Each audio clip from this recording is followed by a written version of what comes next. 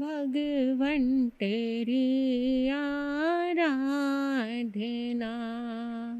भगवन तेरी आराधना,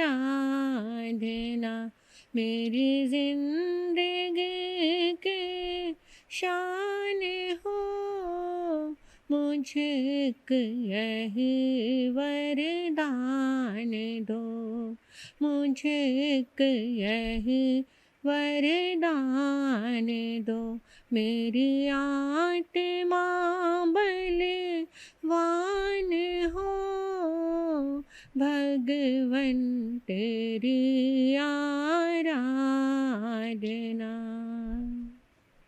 अहिंसा के पुजारी, करुणा और मैत्री के मसीहा, परम पिता परमात्मा प्रभु महावीर स्वामी के चरणों में हृदय की अनंत अनंत आस्था के साथ वंदन करती हूँ, नमन करती हूँ। अरिहंत परमात्मा सिमंदर स्वामी भगवान के चरणों में वंदन करती हूँ, नमन करती हूँ। परम श्रद्धेय, परम आराध्य, परम पूजनीय गुरु जी महाराज के चरणों में वंदन करती हूँ, नमन करती हूँ। मंच पर विराजित सभी महाराज जी के चरणों में वंदन करती हूँ, नमन करती हूँ। इस धर्म प्रांगण में उपस्थित मुमुक्ष आत्माओं, आपके भीतर विराजमान आपकी पवित्र आत्मा को मैं नमन करती हूँ। आज का ये पावन दिन, आज हम सब इस पावन प्रसंग पर एकत्रित हुए हैं। आज हर एक भारतीय के दिल में गर्व और सम्मान का ऐसा गौरव उत्पन्न होता है कि आज हमें क्या मिली है? स्वतंत्रता मिली है। आज हमारा स्वतंत्रता दिवस है, 15 अगस्त 1947। ये सिर्फ एक तारीख नहीं है, ये एक ऐसा दिन है जिस दिन हमने चैन की सांस ली। ऐसे महापुरुषों ने, ऐसे महापुरुष हुए जिन्होंने अपने देश के लिए अपने लहू को बहा दिया। ऐसे भारत माँ के सपूत जिन्होंने ऐसी ऐसी कुर्बानियाँ दी, तब जाके हमें ये स्वतंत्रता मिली। भगत सिंह, चंद्रशेखर आजाद, नेताजी सुभाष चंद्र बोस, ऐसे अनगिनत बलिदानियों की कहानियां जो हमारे सामने आती हैं। कितने कितने बलिदान दिए गए, कैसे अपने खून को पानी की तरह बहा दिया, परवाह नहीं की। नेताजी सुभाष चंद्र बोस वो कहते थे कि तुम मुझे खून दो, मैं तुम्हें आज़ादी दूंगा।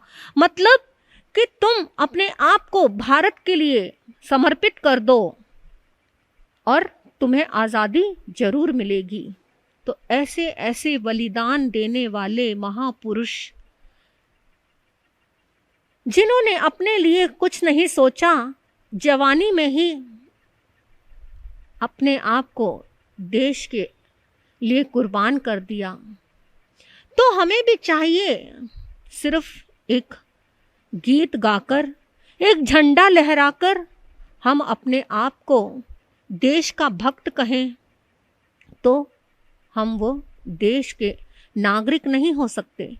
सिर्फ झंडा लहराना और देशभक्ति के गीत गाना ही देश का नागरिक नहीं। देश के लिए हमें क्या कर्तव्य करने हैं, क्या क्या हमें देश के लिए कुर्बान करना है। हमें ऐसी मेहनत करनी है, ईमानदारी से अपने देश के लिए समर्पित होना है। सच्चा देशभक्त वही है जो देश के लिए मरे। आज जो जो भ्रष्टाचार चल रहे हैं, जो गरीबी है, जो जो भेदभाव है, उन सबको मिटाना, भूखमरी को दूर करना। बहुत सारे देश ऐसे हैं, बहुत सारी जगह ऐसे हैं जो हमारे देश के लोग लगे हुए हैं। हमारा ये भारत देश तो इतना महान है इसमें अनेक तरह के फूल खिलते हैं। तो इतना प्यारा देश, तो उसके लिए सिर्फ जो बॉर्डर पर रक्षा कर रहे सैनिकों की ही जिम्मेदारी नहीं, हम सबकी जिम्मेवारी बनती है कि हम अपने देश को किस प्रकार आगे ले जाएं। सारी दुनिया में पहला नाम आए कि ये भारत ही ऐसा देश है जहां सब एकता के साथ जुड़े हुए हैं। सिर्फ एक अकेली उंगली होगी तो वो कुछ कर नहीं पाएगी, उसे बहुत आसानी से तोड़ा जा सकता है, उसे बहुत आसानी से हराया जा सकता है। और जब ये एक एक उंगली करके ये पांचों उंगलियां और एक अंगूठा, ये सब पांचों जने मिल जाते हैं तो एक मजबूत मुट्ठी बन जाती है। तो ये मजबूत जो मुट्ठी को कोई भी नहीं तोड़ सकता। तो हम भी अपने देश के लिए एक मजबूत हाथ बनकर आगे बढ़ेंगे तो हम अपने देश को बहुत आगे ले जा पाएंगे। तो मैं सिर्फ यही कहूँगी कि आज का ये जो पावन दिवस, जो इतने बड़े महान सबने अपने बलिदान दिए, तो हम उनके बलिदानों को खाली ना छोड़ें। बाहर की विदेशी चीज़ों का बहिष्कार करें और अपने भारत के लिए मरे मिटे, अपने भारत की चीज़ों को ही अपनाएं। चाहे वो कोई भी चीज़ हो, पहनने की, खाने की, किसी भी तरीके की चीज़ हो, तो अपने भारत की चीज़ को ही हम ग्रहण करें, उसी को स्वीकार करें और विदेशी हर चीज़ को, बाहर की हर चीज़ का हम बहिष्कार करें। तभी हम सच्चे नागरिक हो पाएंगे, तभी हम अपने देश को आगे ले जा पाएंगे। तो आज के लिए मैं यही कहूँगी। और एकदम मन में उत्साह उमंग भर के आता है कि आज कितना प्यारा दिन है। ऐसा लगता है कि हम चैन की सांस ले पा रहे हैं, हम खुल के जी रहे हैं, क्योंकि हमें एक गुलामी की जंजीरों में जो जकड़ी हुई भारत हमारी माता, वो आज आज़ाद होके चैन की सांस ले रही है।